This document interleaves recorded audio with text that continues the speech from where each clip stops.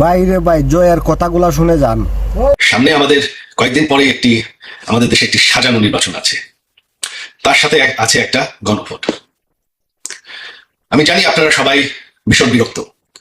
এই গত 1.5 বছরে যে একটি বিশৃঙ্খল পরিস্থিতি গেছে, কোনো আইন শৃঙ্খলা নেই, অর্থনীতি পড়ে গেছে, কোনো গণতন্ত্র নেই, আপনাদের ভয় থাকতে হয়েছে।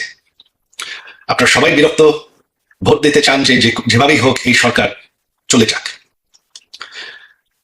তবে এই সরকার কিন্তু নির্বাচনের পরে আর থাকছে না।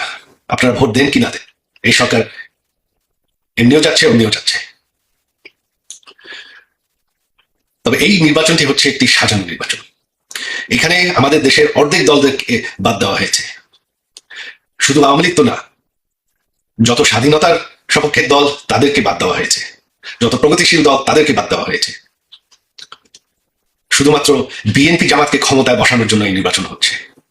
যেই জামাত আমাদের বাংলাদেশের স্বাধীনতার বিরোধিতা করেছে, যারা আমাদের দেশের 30 লক্ষ মানুষকে হত্যা করেছে, তাদেরকে ক্ষমতায় বসানোর জন্য।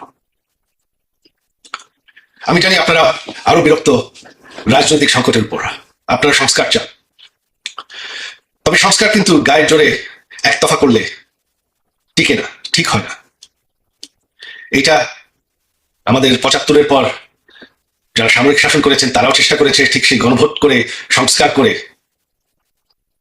রাজনৈতিক উন্নয়ন আনতে। তাতে কি হয়েছে? তাতে আমাদের গণতন্ত্র আরো দুর্বল হয়েছে।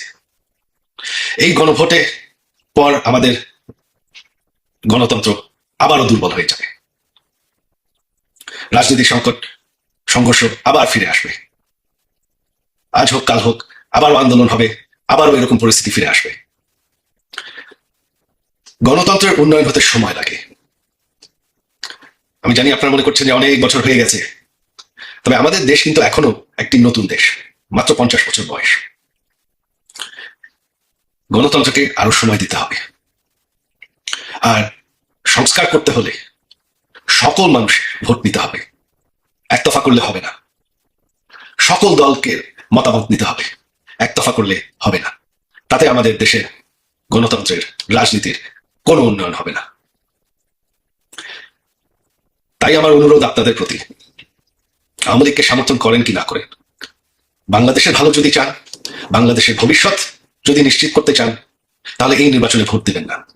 এটা একটা সাজানো নির্বাচন। এখানে রেজাল্ট কি হবে তারা অলরেডি নির্ধার করে বসে আছে। কত শতাংশ ভোট হবে সেটাও তারা আগের থেকেই নির্বাচন কমিশন বলে দিচ্ছে।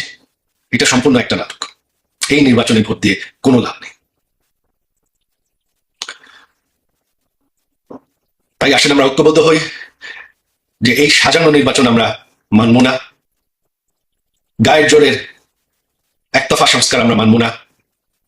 বাংলাদেশের ভালো চাই, বাংলাদেশের ভবিষ্যৎ নিশ্চিত করতে চাই। সেটাই যদি আপনারা চান, আমার অনুরোধ আপনাদের প্রতি যে এই নির্বাচনে ভোট দিবেন না, দিতে যাবেন না, কোনো লাভ হবে না। জয় বাংলা।